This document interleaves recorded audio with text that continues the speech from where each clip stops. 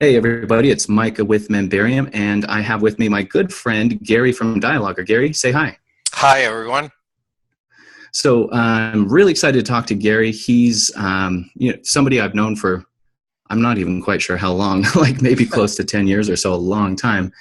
And today we're going to talk to him about his company dilogr and what they're doing, but we actually get to pick his brain. So this is kind of a hybrid. It's not really about dilogr. Gary's going to talk to us about automating sales processes and kind of automating salespeople.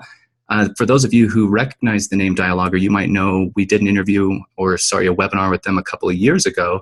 And at that time, it was really focused on how dilogr is used within membership sites because they do all this cool stuff like persona quizzing. And we'll get into what dilogr is, but just to give you guys an idea, it's really robust and it's expansive. And so we already have one webinar that covers the whole membership side of it. What I'm really excited, though, to talk with Gary about today is that dilogr is kind of ahead of the puck. So it's where things are going in terms of automated selling. And you'll hear all about the reasons for that. And it's actually really cool. And a lot of the psychology around sales that Gary understands, as well as technology, is going to be really interesting. So, Gary, thank you so much for coming. Thank you. Thank you, Micah. Nice to meet everyone. And very excited about sharing some of the things that I have experienced over many years. So look forward to discussing this. Well, cool. To jump right into it, let me just ask you, maybe if you can share a little bit about your history. So I know you've got a lot of business experience. If you can cram it into a couple minutes so they kind of have an idea of where you're coming from to get started, Sure. That would be great. Okay, so I started actually loving content itself as a writer and novelist. And then I went into investment banking and left after a year. I borrowed $15,000 and I actually scaled that into doing about $500 million of real estate transactions and also financing startups, where I raised an equivalent of about $125 million direct. And for any transaction that I did for my clients, my investment bank clients, my own companies, I have 100% track record in raising money. So I know when you can get somebody to write a 50, 100,000 or $1 million check as an individual, you're actually selling. And so, I've perfected that skill of how to present to people and get them to want to invest money. And then I scaled that into the digital world, which we'll explain today. How do you transfer the physical world into the digital world and back and forth with mobile? And so that's what dilogr represents, that same type of interaction in the physical world, now in the digital world. Cool. And as you guys can hear, Gary knows what he's talking about. To put it in layman's terms, as I understand it, and I've been, using dilogr for a while. We use it at Memberium, and we'll get into that. But what he's really saying when he says like bring that sales process internal isn't just like pushing email out. The traditional, hey, I'm going to have an autoresponder, and when I get a lead, I'm going to follow up with them. He's actually talking about carrying on a dialogue, which is why the product's named that way. But you say this, or you ask the customer a question, and based on how they respond, the conversation changes. And we'll get into the nuance of that. But that's why I say it's where the puck's going, is because people have, they've automated marketing.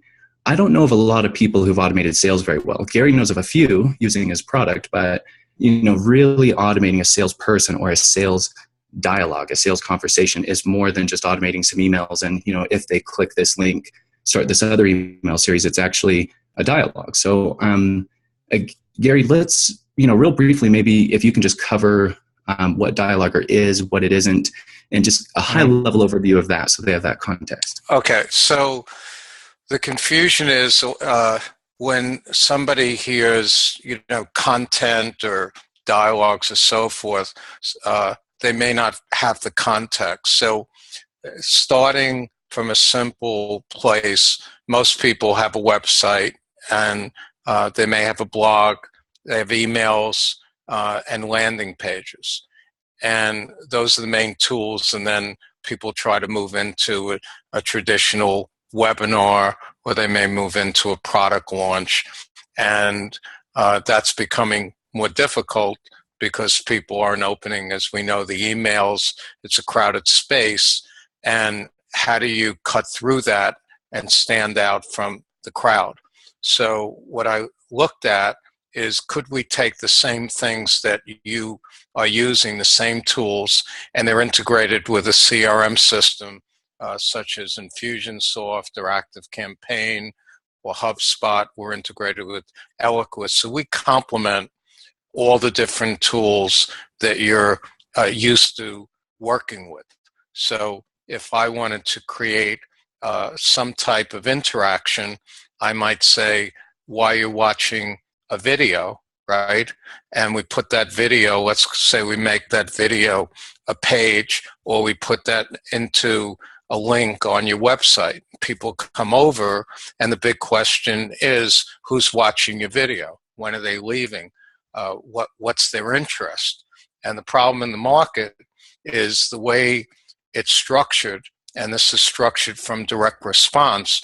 You start with a traffic source, such as an ad, or it might come off some other piece of content, or some social site, and you're bringing the traffic over. Then you opt in, and then you're supposed to engage them, and then you're supposed to sell them. And in reality, it's not the way people naturally relate, right? If you meet somebody, you don't go like, well, wait a minute, I need you to sign up. And then after you sign up, I don't know who you are, but then I'm going to try to sell you something. And so marketing, because it started from the CRM systems, they're kind of dumb systems. They basically respond to what you tell them to do. And the world shifted where they want to engage now. So if you flip it, you need to engage the people at the point of getting where the traffic's coming. So by the time they're opting in, through a process of questioning with somebody watching your video, you really get a sense of what they want right now. And then you can move them into an offer pretty fast, because they're telling you what they want. Do you want red? Do you want this? Do you want that? And everybody is at a different stage. So if they're not ready, you know enough about them that when you're sending out emails or other communications after, you can say, hey, you said you like this or that, what about this? And so that dialogue continues, and you're basically engaging. And when you engage, you're getting awareness and you're getting attention, and that leads to a quicker sale because the person feels you're listening to them. Yeah, so basically what I wanted to explain to you guys, when Gary talks about how someone's going to come to a video and interact and so forth, what that looks like, and Gary, you can add on to this, is that the video kind of stops at some point. So the video engages them immediately, like he says, right from the traffic source. And then once they're kind of engaged in watching, at some natural point, it's going to say, hey, are you A, B, or C, or whatever it is. And then when they choose something, it branches to something else. So it's kind of a choose your own adventure. Do I have that about right? Yeah, so actually, just to frame it for people, most people are familiar with just, you go to a landing site or you go to a regular website and there's a video playing, right? And they play, and it could be, 1 minute or 2 minute explainer video. This is, who I am, this is what I'm about. Or it could be a VSL, more of a slideshow, or face-to-face, or then it could be a longer webinar that if it's recorded, right? And so what we looked at was, as Mike has mentioned, okay, so let's say somebody comes into your video and they're watching some presentation about your products or your training, and they stay for, 5 minutes or less, and they leave. Now, that person who stayed for 5 minutes, and maybe a person who stayed for 1 minute, and a person who stayed for 10 minutes, and let's say it was, 25 minutes, every person that leaves at a different point has learned so much. So you may want to trigger an email if they, and we have that set up in dilogr, and then it triggers an Infusionsoft or HubSpot or ActiveCampaign if they come in and they leave at a certain point, send them this email. Now, as Micah said, during that while you're watching, we can time a question to say, what's the biggest challenge you're having in marketing? Or what's the difficulty you're having in moving somebody from where they are to a sale? And what people don't realize is that marketing and sales is basically movement. We're saying, okay, you're here. How do we move you to the next place? But in the real world, we want that person that we're interacting to self-select. So if they say, I want this or that, they're participating in their own solution or their own direction. So the more advanced, which Micah mentioned, was that we actually have a patent on, we we about 3 months ago, where depending upon how somebody answers in a video, and we'll show you this, you ask a question, and depending on the answer, it'll feed you a different video clip. So if we, just like we're sitting across from each other, and if I was in a store and I might say, are you interested in a skin product or in a hair product? And depending on how you answer, I'm going to feed you a video clip, which then will talk about what you chose. And then if you say, well, do you have, let's say it's a hair product, now that you chose that, do you have red hair, this hair, you're looking for a shampoo, you're looking for hair dye, you're looking for volume, and every time you answer, it can feed you a different clip, and we can track all the engagement and everything you're doing as if it's an individual clip. It's not a redirect. So that's very powerful marketing. So it's kind of funny because I just want everyone out there to understand a couple things. As Gary, as you touched on some of those other features, I realized, I'm jumping the gun, and I'll do it for you just real briefly because I want to keep you high level on the concepts, because those, as I've listened to you, those are super valuable, and we'll get into more. But just so everyone understands, dilogr is a platform with a ton of features, way too many to go into. That's why I said there's a whole other webinar just about the stuff they do, membership site related. So essentially the whole idea, the secret behind dilogr is most people you read about as big data, right? So I'll give you, it's a funny example, but I think this will bring it home to everyone. So let's say you're a meat eater, right? You go to the doctor and he's freaking out. He says, wow, look at your cholesterol. You do this. He said, no more meat, right? Now, big data, even that it's personalized, they think they know you, right? So big data has, oh, you are a meat eater. So, you just switched, you're now a vegetarian, right? Somebody, so let's say dilogr sends you something, you'll say, I'm a vegetarian, send me, vegetarian information, recipes, all this stuff. Big data is going to keep sending you Omaha steaks. So the problem in the market is everybody thinks the solution's big data. It's not. It's the critical micro small data, the personal data, that makes all the difference, because otherwise you don't know at that moment, right? If I go to a restaurant and I'm ordering, I don't walk in and every day says, oh, I know exactly what you want. Here it is. Wait a minute. Today I don't want that. I want a salad. I want this. So the way the market is, it's a one size fits all.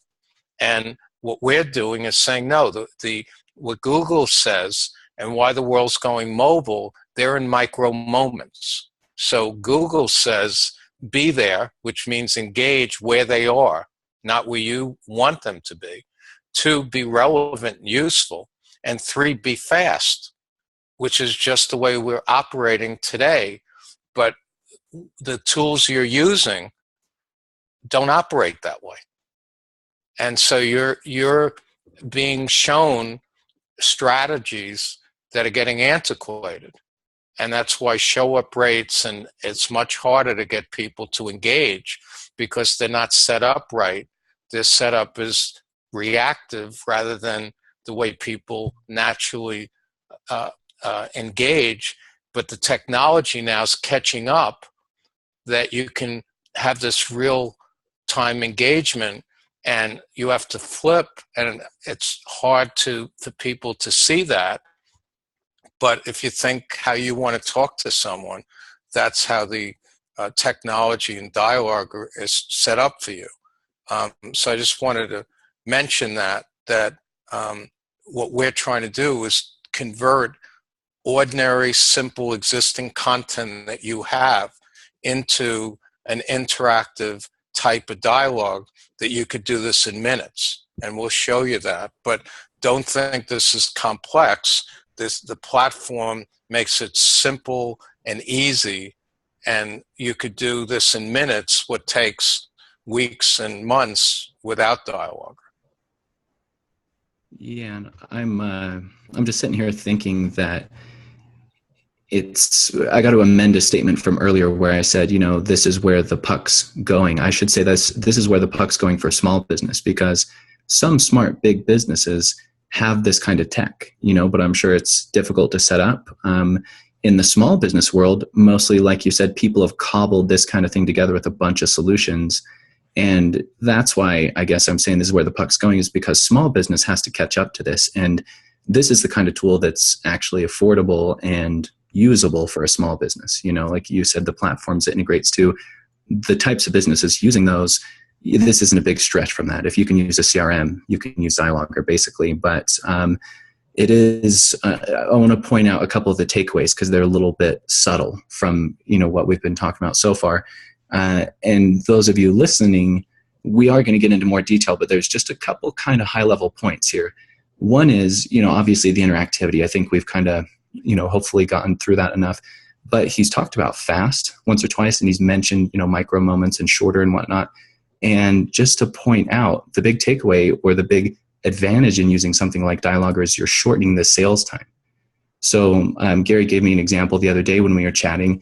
He said, you can get a webinar done in 20 minutes because instead of having to cover all the points you do for all the different members of the audience, for example, you do an hour-long webinar, an hour-and-a-half webinar to make sure and cover and seed all the different things and overcome the objectives. Well, with something like this, you can get them into a video that cuts to the chase because they're self-selecting versus, being herded along with the crowd. And you're right, in this new, world we live in, I'll say, people are just more and more moving away from that, right? And it's obvious, we all know it, but you're absolutely right that the tech hasn't caught up. And you said that the other day too, talking about how CRM is a little bit dumb. And it is, it's like just an automated engine thing. And there are some points of what you might call, not quite intelligence, but at least decision-making, right? Branches or whatever in the automation. But this is an actual interactive process where, yeah, they're telling you something and you're responding directly to what they're asking, which is why, not only are you skipping all the fluff that wasn't relevant to them, so you're shortening the process, but just by answering their question directly, you're going to get a sale. And like I said, smart companies do this on Amazon. Obviously, they're watching you and they're serving you stuff based on what you're looking for. And they're going to make more sales by doing that than just, hey, everyone on Amazon, step 1, we blast them for this book. Step 2, we blast them for this other book, right? So yeah, I love it so far. So Gary, we talked about sales and marketing a little bit. One of the concepts you had told me about was the idea of a virtual sales force, which I know is what a lot of people think they're doing with their automated marketing. But talk about that a little bit more, because that really, to me, was interesting, because our company, just as an example, is at a point where it's like, okay, yeah, we really need some dedicated salespeople. The questions we get in sales go to support, some get kicked to marketing. There's no dedicated sales, but it's an expensive thing to do, right? So the virtual sales force, I was just like, ooh, thinking about that. So tell me more about that. And, with what we've covered, like, what is a virtual sales force and why is it so kind of game-changing? Yeah, this is actually to me the most fun of all of this, and actually I think is the probably greatest innovation for the audience and everybody that's out there. So when we look from point of view of dilogr, and I look at it from the point of view of having invested and funded so many companies. I've probably looked over the years at 10,000 business plans, and you start to see how markets evolve. And what's happening, and this is not just for small business, this is going to much larger businesses. So what's going on in the market is people waking up to the fact that when you hire an individual salesperson, and I went in and looked at more enterprise, and you could be paying $250,000 for marketing person, but let's say the average is 140,000, and sales are pretty close. And even if you back down and say I'll pay a third, so you might be paying $40,000-$60,000 up front for a salesperson. Well, I read some shocking data. I couldn't even believe this, but they said that it takes an average salesperson, good salesperson, 7 months to get up to speed on what you're teaching them. And then they normally leave on average in less than 2 years. So that means that you have to compress within about a 14-month period, because they had to catch up and learn in the first 7 months. You have to have 2 years of sales if you start calculating in about 14 months. And so the cost of sales is becoming exorbitant. Then you add all the trade shows and all the other things that go on. And so we're getting approached, ironically, by people that are saying, Gary, will you create a virtual sales force for us? Meaning, can you take your content, kind of shorter webinars, interactive videos, interactive images, quizzes, all this, all the things you have, and develop a sales process for us. So I got a call the other day, and a guy saying, look, we can create a virtual insurance agent, a sales agent, because the point is when that person sells, right, they're good for how many hours, right? But the virtual person that you can train and script can get out and interact just like a person. But here's the great part. You could put it out on tens of thousands of sites, and that person's working, I laugh 24/7, 365, but they don't have, they don't have to go to the bathroom. They're not going to gossip. They're not going to tell you how bad they are. They're not going to fall asleep. And 95% of the salespeople don't sell anyway. And it's a known fact that 80, 90% of your sales come from 5% of your salespeople. So what's happening is the market is going to move towards hiring a virtual sales force, not only a salesperson, but we could take your simple content and turn it into a marketer, a trainer, right? Somebody that trains, interacts with the video. We're using IBM customer service, hiring people. So it's basically becoming like a robo-like content that is going to interact just like you're seeing artificial intelligence come in. So the whole world's going to shift. There's going to be chatbots and interactivity, and it's going to shift more and more away from the regular salesperson. And where you might need 6 salespeople, now you may need 1. And you might have the 1, but it's going to go more towards internal sales where, like that video chaptering, the person will be shown things, they'll select, and then get the lead, and then they'll see how good the lead is and hand it off to an internal person who then will follow up. But now you need one person, potentially internal, then you'll need 6. So I see that is becoming incredibly, it's going to change. And just to give you another statistic, we did something with a live call center. 23% of the call of their calls are just, did you turn the computer on and off? Did you do this or that? So a lot of these simple functions are going to be replaced. So that's my vision, that you could hire using dilogr. You can create basically your own avatars, your own image, and you can even add voice.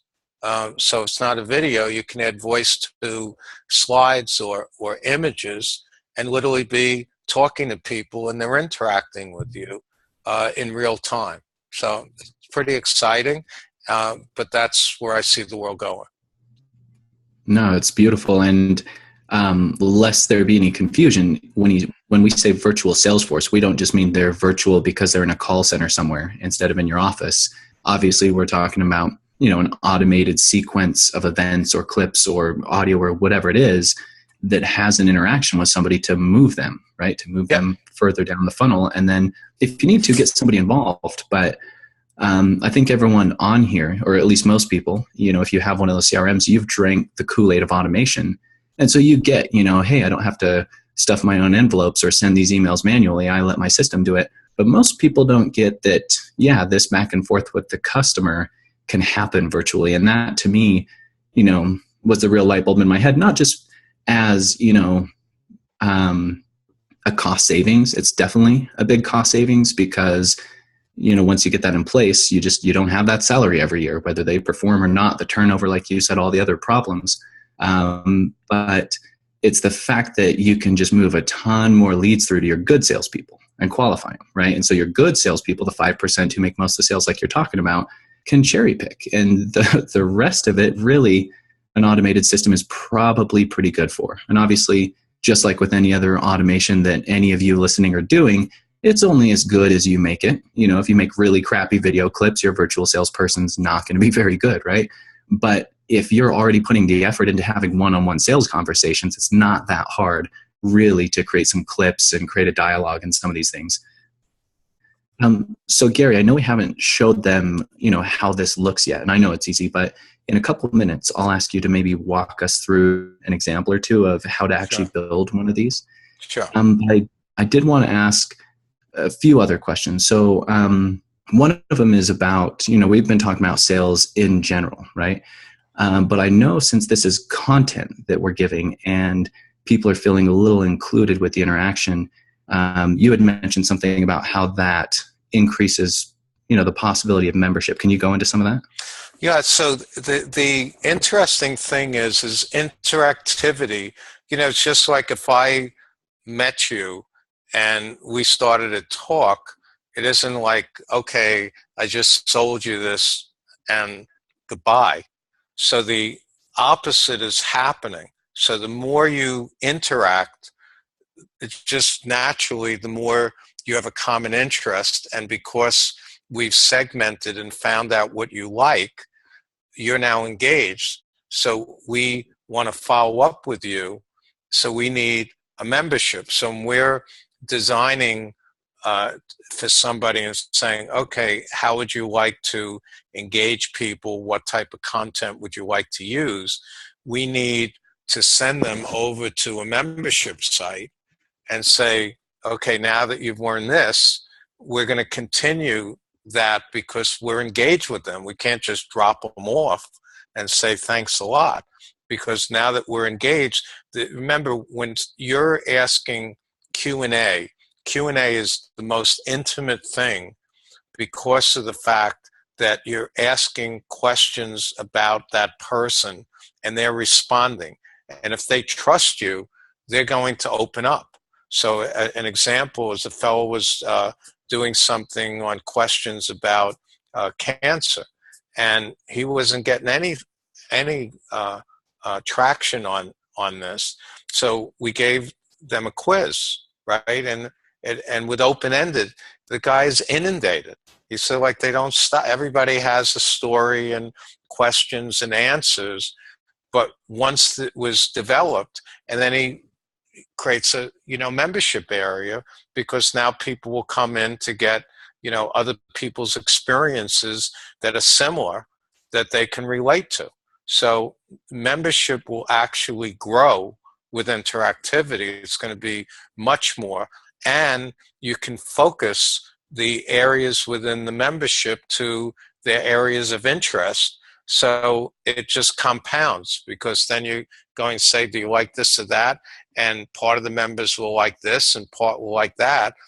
But it's a common interest. If I'm, talking about golf and I start telling them about how to play and do these things, one person's more interested in putting and another one in driving and these clubs and that clubs, but the basic community still interested in golf, but I can segment them and then they'll switch. Now, the other key part of this is, and you call this, this is the next part of the micro data, which is important for the membership.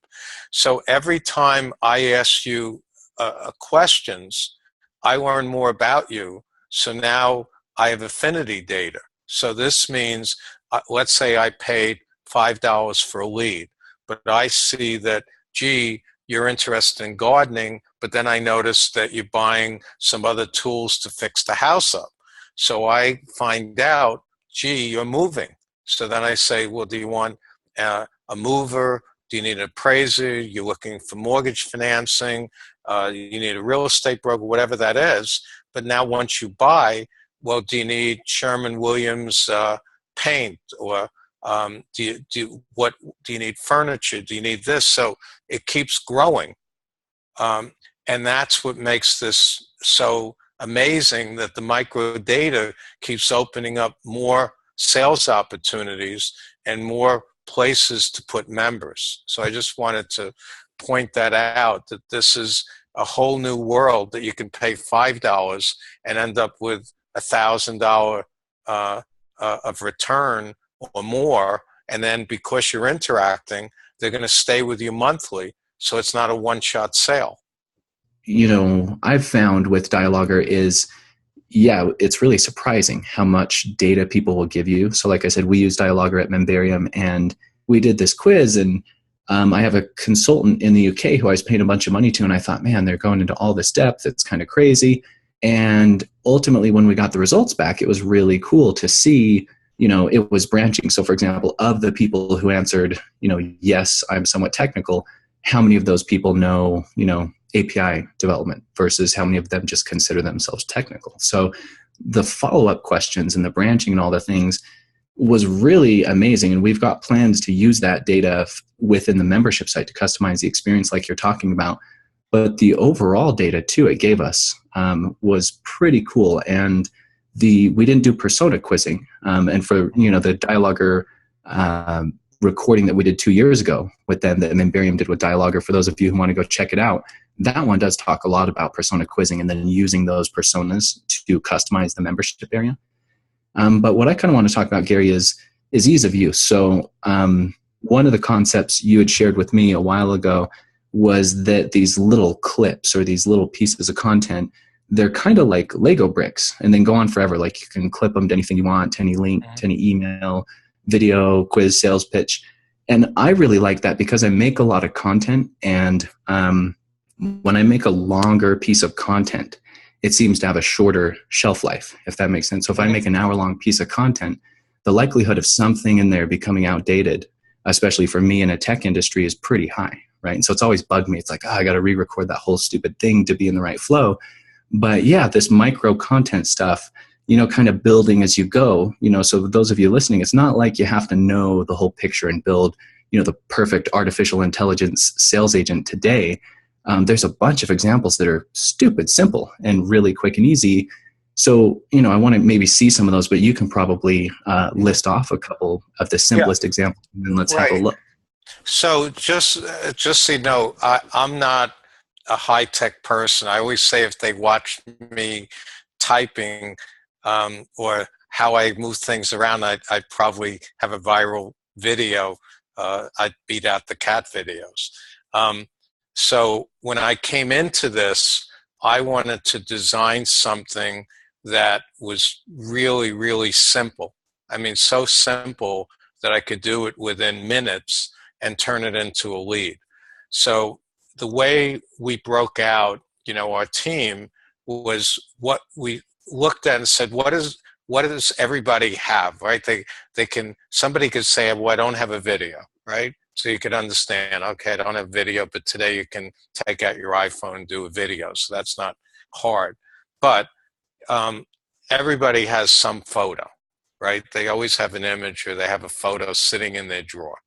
So imagine that we could take that photo and in minutes turn it into something that you could generate a lead and a sale. So we're going to look at that.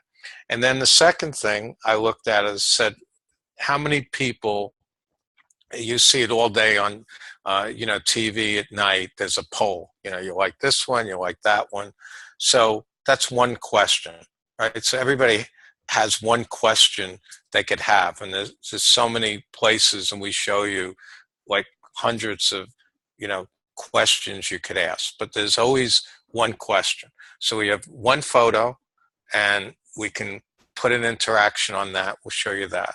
It's just simple.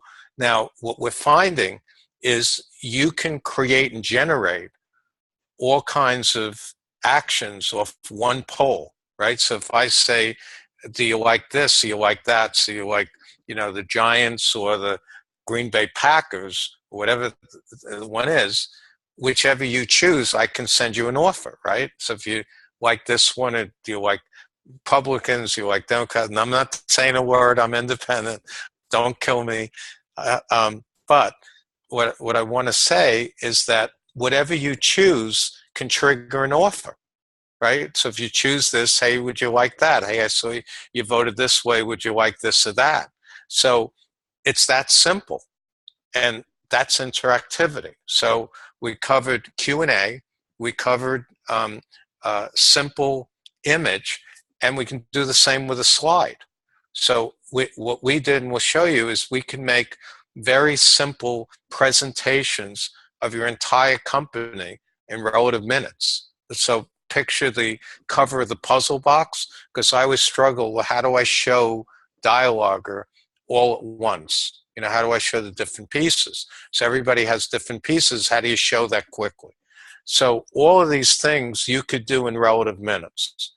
And if you had a video or took it off a camera, we can upload that video, put a question, put a call to action, put a lead gen form, give you embed code, and you could put it out on your website or your blog, or link it into an email in relative minutes. So there's nothing here that you can't do with exactly what you have and yet enhance everything. And we're seeing results like we'll show. We had a quiz, and we had like John Maxwell, and he he's a leadership author, and he mailed, in this case, to his list, and he wanted 2,000 quiz completions, and he wanted to make 130,000 in the year selling a $500 product. And we took that, we created a quiz with him and an answers that came out in a customized report built in dilogr, and in 2 weeks he generated $265,000. That's double his annual, and he got 10,000 new leads, and he got, instead of 2,000 completions, 26,000 and 10,000 shares. So we figured out just on the cash that he got in 2 weeks, there was 1,800 to 1, or something like annualized 43,000 to 1. And now we're seeing 30 to 1 in a month. Just people coming in and being able to create content this fast. We did a calculation that the savings is enough to offset your ad cost, and just in the time saved, that you could offset your cost and anything you would invest with dilogr. So we can show you how quickly you can do this and how much fun it is. So I don't want anybody to feel that this is a techie product. It's designed to be non-techie, so anybody can use this pretty quickly with very limited knowledge about tech. All right, so Gary, let's jump into one of these examples. So tell us what we're looking at on the screen here and how it works, and walk us through how this was actually built, if you would. Okay, so we collaborated with Infusionsoft, which is the CRM system that triggers emails, and they wanted to explain, what they called, their funnel, and the way they see their sales funnel is basically attract, sell, and wow people. And they wanted a way to make it come alive. And could they give more information in a condensed way? Because as you know, the entire market's moving towards visual, and I think you can process 60,000 times faster an image. And if you also look at what's happening on Instagram, they're starting to move towards, an interactive photo. So this is an image, but you can do this on any photo, anything. I actually did also one on the front cover and back cover of my book. So you can change anything into an image or a menu and make it come alive. So we started with Infusionsoft, and then they wanted, if you go to the top, Alex, on the attract, so what you can do is you picture the old Post-it, right, where it pops up, and then you could write anything into the Post-it. And then what's unique about it is you can design the internal Post-it, and then you could link to Amazon, or we can link to a little quiz, or it could be a lead gen form. So you can put in anything you want. And when we get into the admin, you could take an image and literally create this probably in 5 minutes. So that's the info there. Then click on the next. You could drag and drop your hotspots. And the reason we design this is that because when the person comes in, the minute we call it a hover, because it pops up, it captures your attention. And any of these icons you could make to be your logo. You can change the size, the look of them. So you have complete creativity. And then if we get a chance, you can also track with heat maps which ones they're hovering on, which ones they're clicking through, how many views people had. So all these analytics in real time are being tracked for everything that you're creating. So you can, in the middle, you can go to a video, and all of this is created on dilogr, so you don't have to move anywhere. All the components. So the beauty is you can take a simple photo, you can add a quiz, you can add a lead gen form, you could add call to actions, you can add a video links. So again, that's like the Lego bricks. You can start with a simple, put one interactive hotspot and you're in business. Imagine somebody comes to your website, they see something that's intriguing, and they click, and you give them some information, and then you can move them to wherever you want, or they can sign up. So basically you're saying you've got an image that looks interesting. You use dilogr to add some hotspots to make it interactive. Mm-hmm. You throw that in on your site, and it's the beginning of the engagement that then leads into, some sort of branching based on what they do with it. Yes, and then you could put this as a link in your email. You can put it in your blog. You can make it a whole landing page. You can make it part of a page. So essentially, and then it links, all your leads are being collected in, let's say, Infusionsoft or ActiveCampaign. So all these different things are going on under the hood. And all you have to know is, I have an image and I want to drop a hotspot and I want to say something and link, and you're done. You don't have to do anything more than that, and you're in business. And if you do the right thing, people will interact, and you're creating leads in minutes. and it's all visual. So it could be any visual you want. And as you know, the world's all going to visual marketing. And here is you can choose any of these icons. We have an icon gallery. You can change the size, any of these things. And I'll also show you how quickly you can type in. So you can pick the hotspot, you can drop it anywhere, and she's typing, and whatever you want, she could put a link to anything, and you're in business. That is so cool. So basically she clicks, she selects her image, she puts in some text, off we go. So this creates the image, and then am I right in guessing that if she puts a link in one of those things, that's how they basically click away to whatever's next? Yeah. So they could, like I had with my book, they click on it and it links right to Amazon, go buy my book, right? So it could be, hey, you interested in a track, click on this, it's a blog article. Hey, click on this, go there. Or I could send a Facebook ad over to this that they see, they link on that, they interact. Now I know more about them and I build my custom audience.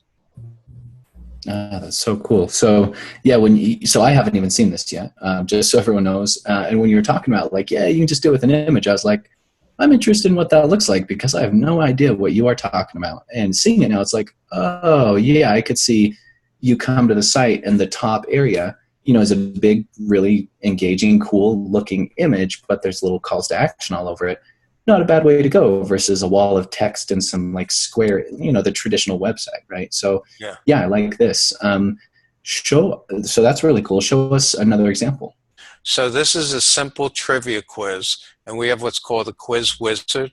So all you do is type in answers like paint by the number, and you can have image answers, right? And with scores, and you just put this together, and all this is created in dilogr. And now you can have social sharing, and it's like a BuzzFeed. Same thing that BuzzFeed needs, you now have for yourself. So you can do this for engagement, you can do it for lead gen, and there's your score, and there's your free trial and your sharing. So now look at what happened. In relative minutes, you have an interactive image that's lead gen and can sell. Now you have an engagement social quiz, and then you could add from this into a more advanced quiz. So when they answer, the beauty of the quiz is how I started the whole company. People want results, right? So if they want their score, I could have before, if you want your score, give me your email. So you can change, and then when they give you their email, you bring them to a results or a thank you page, and then on a thank you page, you sell them. And you give more free, like it'd be a video or whatever, or your webinar or whatever. We're knocking it out of the park. Here's the secret. I want to state this because this is the secret sauce to what we're seeing, 30-1 even. So I just read articles on the traditional webinar is dead, right? And I was there, right? I was agreeing with them, but we have found a secret to the webinar, and it's a little like what Frank Kern does, but it's a different approach. His approach is you try to get people to a VSL, and then from the VSL you move them to the webinar. But in all of that, you have to do a lot of persuading, right? Because you have to get them to go back to attend the VSL, and you sell them as a self-liquidating offer if people are following me, and to cover your ad cost, and then you try to sell them into the webinar. So that takes a lot of work and effort because I went through the process. So what we do is we send them to a quiz. I mean, this is like the craziest thing. So 70 to 80% of people will complete the quiz. So I ran numbers against the VSL, and because they're answering, you'll convert at a multiple of what people are attending the webinar or the VSL. So because of that, they're engaged, and they immediately move to a sales page. You don't even need a webinar. But now we're connecting it up with a webinar. Like John Maxwell, he just connected his results to a sales page and said, hey, basically you scored this, you're this type of leader, go buy. But what we're seeing is we're linking them over to a webinar or an interactive video, and it's closing like crazy. And we had an example where they were getting 10 leads a week, and all of a sudden 10 leads a month, we got 600. Then we just saw one where we created for chiropractors a toxicity quiz, and they converted 17 people, $17,000. We did the toxicity quiz, and within 90 days, they sold 187,000 using we put the toxicity quiz in, and they paid $319 for ads, and they had some mailing to a list, and it went from 17,000 to 187,000 just because we added a pre-quiz. So we're creating bridges, and we're doing the same with Facebook ads. I want to get complicated, but there's a way of doing this now with lead ads using dilogr into interactive content. And so all of this is changing, but we're getting like 10, 30, 1,800 to 1 returns because we're engaging them first, is what I said before. And because we know what they want because they're telling us, that it compresses the whole sales cycle, and then they keep going with us. So I just wanted to point that out, that all of these things that we're creating in relative minutes can turn into a lot of money and then move them to higher ticket sales without any pressure. No, it's beautiful. And I want to kind of point out to everyone too that the reason I like dilogr in general, really, both on the membership side and the sales side, is it's content oriented, right? So, if you're using Memberium, for example, you're a content person or you work for one, and, all that knowledge that we put behind the membership site, I've talked about it a few times, so much of that content can be used in front of the membership site. So I like this example of Taylor Swift, even though it doesn't seem relevant. If your site's about drumming, or if your site's about construction or law or whatever it is, you just find someone in your space, right? Someone who's known to your space, have a quiz about them, have a trial. And, it may or may not work, but the fact is you can do it so quickly and it's kind of fun. You're just going to get people engaged. So even though this seems like, okay, why is Taylor Swift on here? Obviously it's an example, but I'm just saying in the info space and the content space, which is kind of in a way the celebrity space, meaning people only want to learn from people who know what they're talking about, right? So I just love that, you can reuse content in so many ways. And there's so much of the advanced sales psychology, like you're saying, shorten cycle time, increase, I guess you could even say, loyalty with the person as they interact more with you and all these things. But at the end of the day, for us who do content, it's just such a perfect fit to move some of that content and some of that IP or whatever out into the sales funnel world. And for those of you who follow a lot of our content that we've done with other companies, there's some other examples, where they talk about the same thing.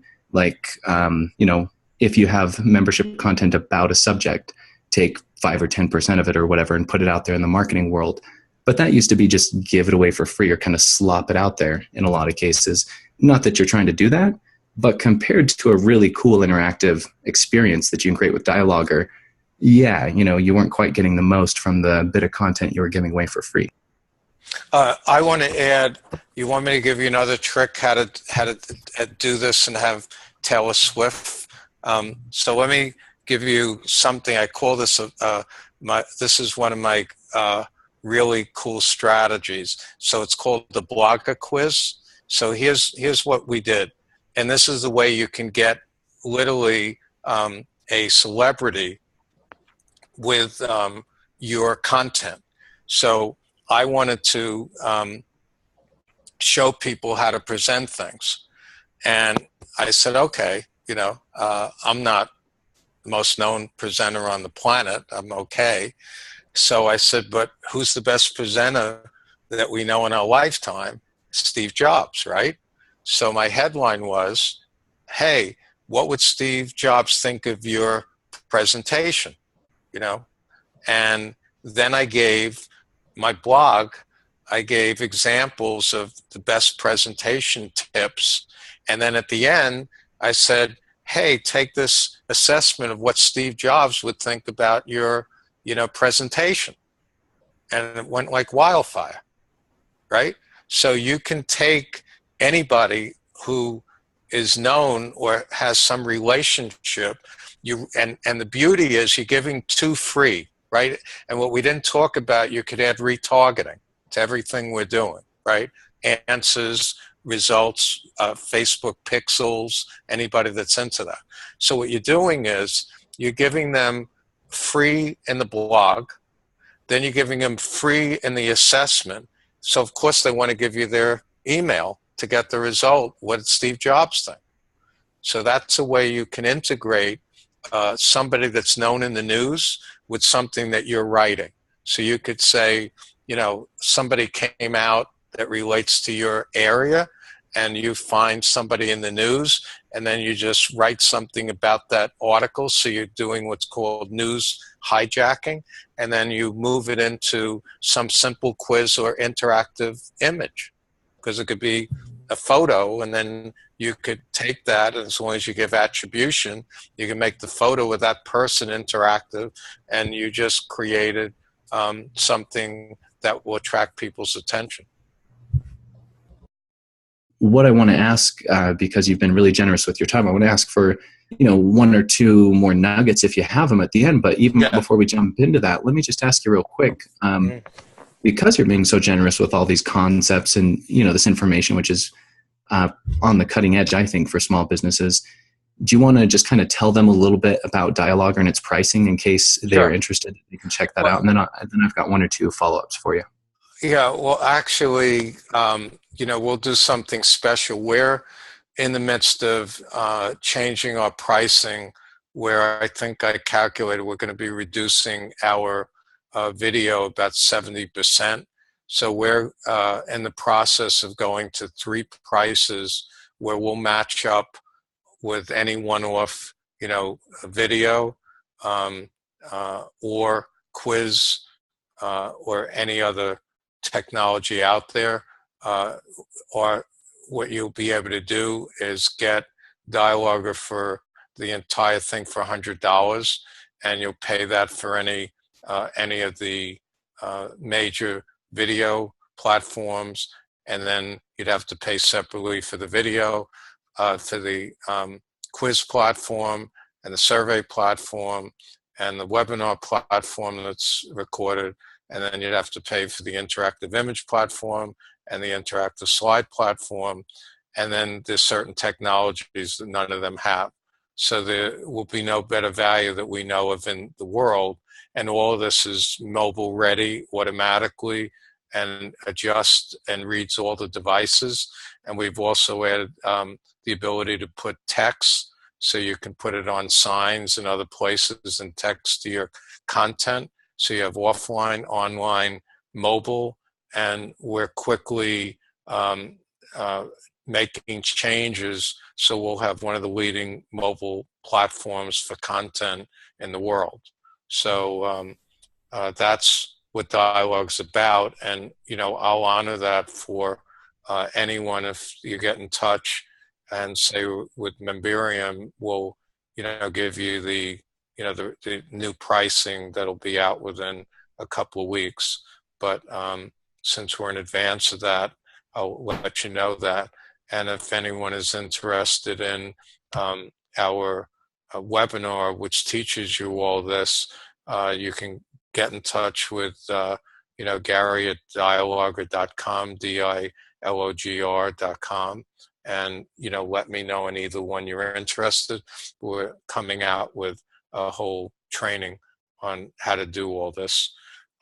So that's the Dilogr story. So to give another tip, you pull your data, your audience in from Facebook, which is generalized data.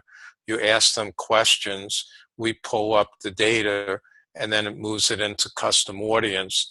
And we're in the midst of putting analytics together that we'll be able to track from Facebook all the way through to attribution of where the lead came from and what it led to in sales. So we'll be adding that in the next 30 days or less. So we believe we'll have the most powerful integrated technology for this type in the world for the price.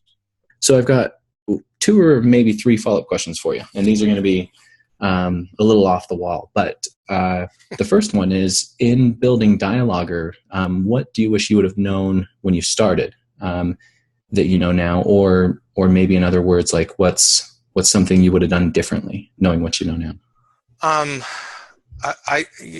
I started dilogr, I didn't realize, how much was out there to integrate, and the idea that I wasn't highly technical. I can conceptualize technology for some reason. That was a gift, but the way of understanding the details of what it takes to truly interact with people in a digital world and how to translate the two was a challenge for me. And we never promoted dilogr. We're just beginning in any way where we're trying to scale it. And so I think the hardest thing was how to articulate, one, what dilogr does, because it does a lot, and it's a consolidation play like years ago Word did or whatever. So it takes a while for people to understand because they're used to seeing one thing or another thing, but not putting them all together. So I think the biggest challenge for me, which I think a lot of entrepreneurs, was clarity. Going over and over and over, how do you clarify what you're doing, and how do you simplify? So we're in a major process of simplifying to be so easy and fast, and that takes tremendous amount of thought to how do you do that. And so, somebody like Micah and others who have been kind to give feedback, they really helped. But it's a challenge when you begin anything new that's not out there. One, that people get to know what it is, and 2, to get clarity, and 3, how to simplify. So that's one thing.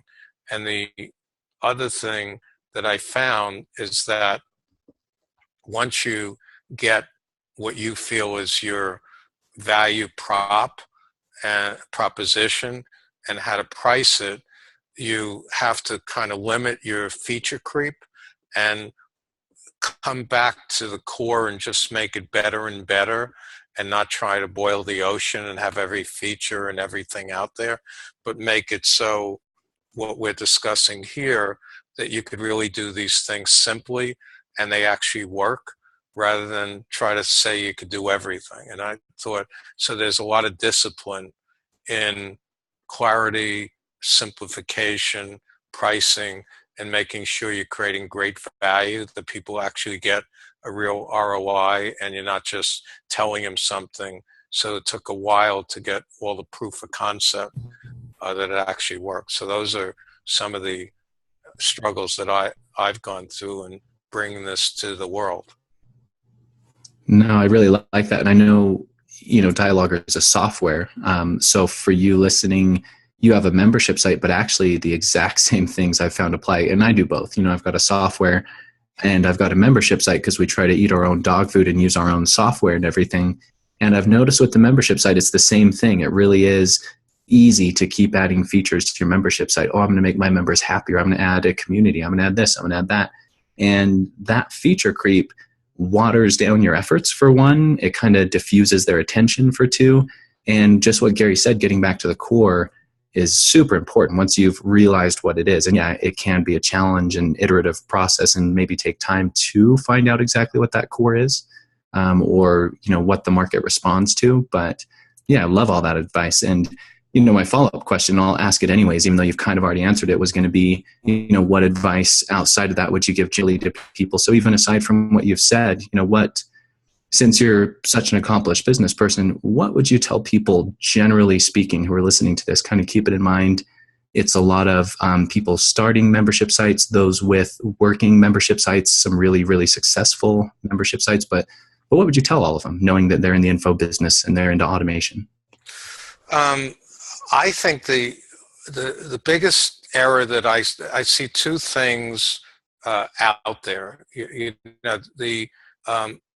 Most people, when I'm looking at the space, for some reason, I never get the sense they're building a business. In other words, at best, most of them, when from coming from investment banking and a place where you had to build a real estate project and it's hundreds of units, or it's a 540,000 square foot office building. These are real projects or businesses, and it seems because there's so much selling of this thing and that thing and this gimmick and that thing, that I think you lose sight of the fact that you're trying to create a business that has a residual value. And so you want to create what I'm looking at in Dialog, or to bring to people, is something that they can convert into an ongoing subscription, like a membership. And that's a real business, right? That you've got repeating revenue. And I think that when I'm looking at this space, it's always about, oh, I could do this fast. It's another gimmick, and then this gimmick and that. And I think you have to step back and say, do I really want to create a business that, has a life that can create value for me and my family? And, it's never going to go on complete autopilot, but it can actually automate and do better. So I think that, to me, is, are you creating an asset in a business, or you're just creating something that you're just going to be a hamster in a cage and follow a lot of the advice out there? You would have to have a triple PhD to be able to do a fraction of what they're saying. And I read a lot of it, and I walk away and say, it sounds great, but if I had to build a business following what they're saying, I'd go out of business. Yeah. That does make sense. It's, I know it's kind of hard. I've been through startup and bootstrapping more than once because I made mistakes and screwed things up. And so I really empathize for the small business owner. But, what you're talking about, converting, I'll say, their energy into some sort of asset versus converting their energy into a liability. And the example that's coming to mind for me hard right now is the salesperson. You bring on a salesperson, that's an ongoing cost / liability, depending on what they tell people, versus you build an asset, a virtual salesperson. And I know any of these examples are kind of like that. Anything you build is an asset, similar to automation. So yeah, I think that's fantastic advice. And I believe all the same things. So Gary, one thing I'll just leave is that, so when I taught business and whatever, an asset, just to give people a definition so it helps, an asset is what puts income in your pocket, whether you work for it or not, and a liability takes money out of your pocket, whether you like it or not. So most people work for liabilities, the home, the car, the this or that, and all they're doing is going further in debt, and they don't really have an asset. And so the keeping in mind every day you wake up, are you building an asset and not just a bunch of liabilities that ultimately will catch up to you? Yep. It's a somber note. No, I'm just kidding. But yeah, no, thank you for sharing all the concepts. And I hope people are encouraged to, use Dialogr if you're ready for it. And I would say most are, because it's so easy and you can do so much stuff with it. I'm always, myself, I don't jump right in when I have an idea. I always take time to digest it. But as Gary said, if you're ready, reach out to him, Gary@dilogr.com, and I'm assuming that's some sort of robot that's going to answer them. That's not really you. Exactly. Of course, it's just me. Hi, guys. And that's it. Yeah, but, I appreciate anybody that's spent the time. Well, thank you. And thank you again, for your time and all your insights. For those of you watching, we will put links to the resources that we've talked about underneath the video, and some other things, anything that's helpful, but feel free to reach out to support if you need anything, or obviously go check out dilogr. And Gary, thanks again. So for those of you watching, check out everything below the video. Gary, thanks. Thanks.